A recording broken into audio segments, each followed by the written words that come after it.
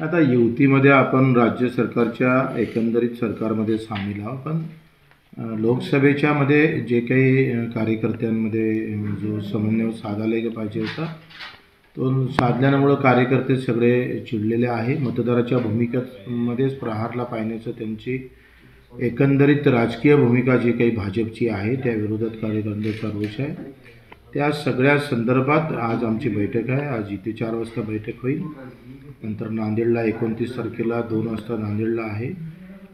30 तारखेला 2 वाजता संभाजीनगरला आहे आणि ते 22 तारखेला मुंबईला आहे.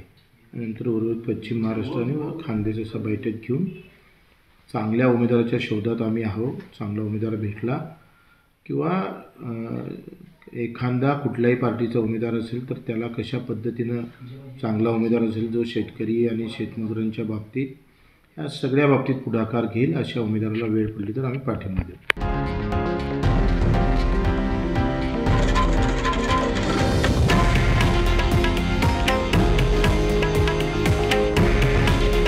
हे आहे देशातील नंबर 1 न्यूज नेटवर्क आणि आपण पाहत आहात TV9 मराठी.